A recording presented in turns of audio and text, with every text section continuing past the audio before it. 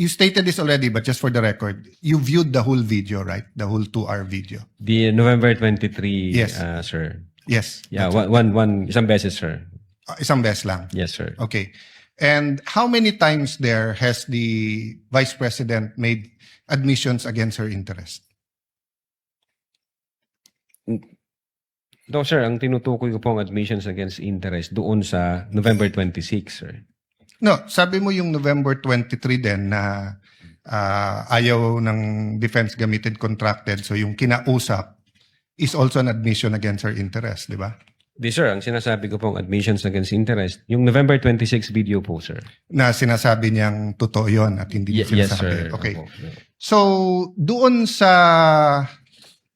November 23, may nakita ka doon na admissions against interest? Insofar as I'm concerned,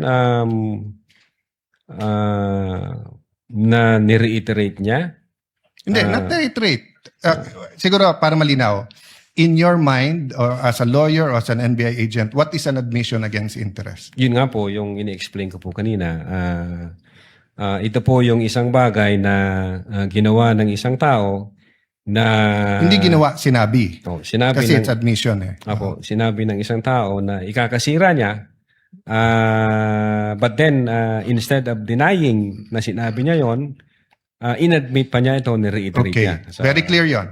And you and Agent John Mark Kalilong said that the basis of the investigation was the November 23 video, the basis sa inyong affidavit of investigation sa nag-file ng kaso is certain portions of the November 23 video. As well as the November, as well as the As well October as 8, other evidence. Okay. Opo. Sa November 23, ilan ang admission niya against interest?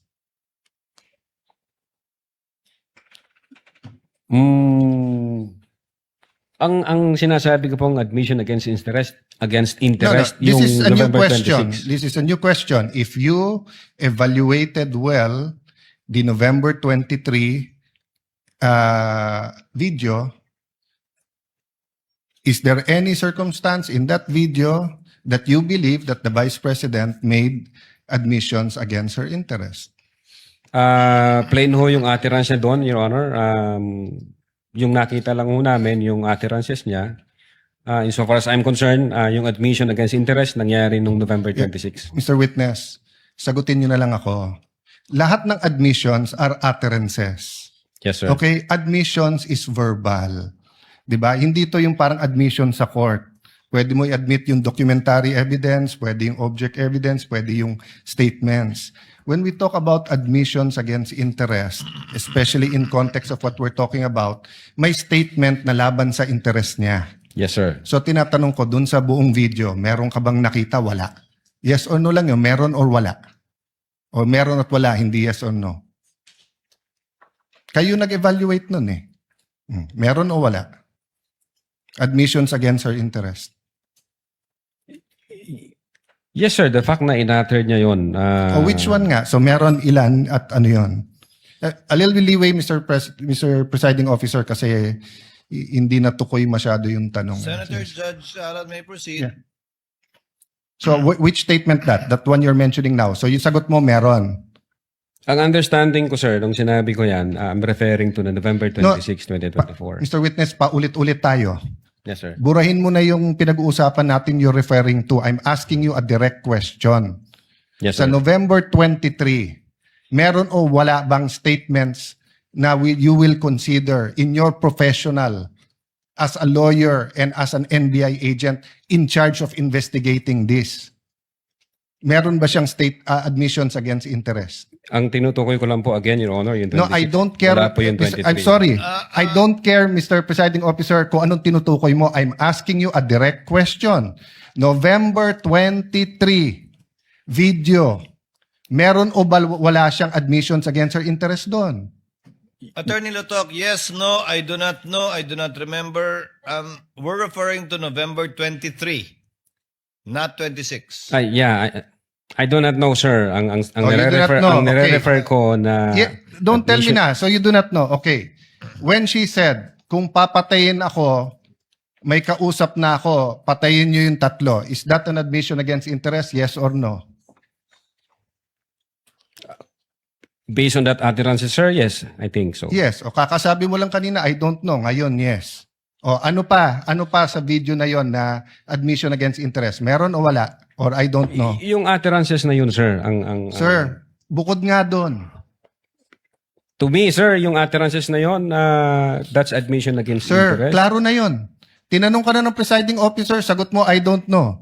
Tinanong kita ng diretso na sa video, biglang you know, biglang sasabihin mo na yun utterance na yon. So ang tanong ko na ngayon, bukod doon, aside from that, Sir, ulitin ko po yung sagot ko.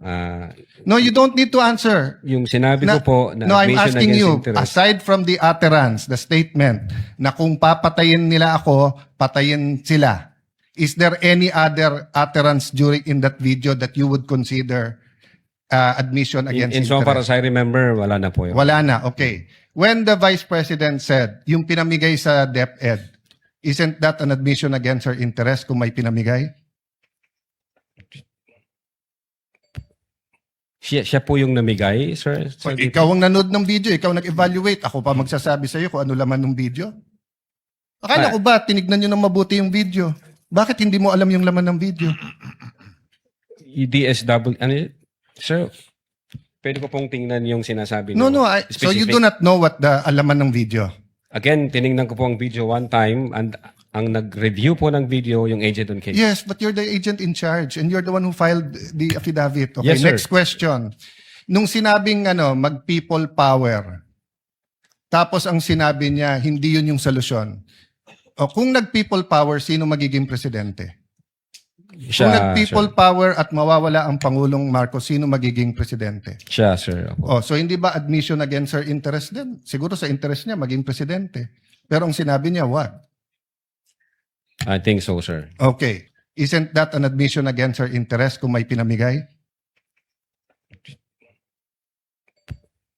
Siya po yung namigay, sir? So, ikaw ang nanood ng video, ikaw nag-evaluate, ako pa magsasabi sa iyo kung ano laman ng video?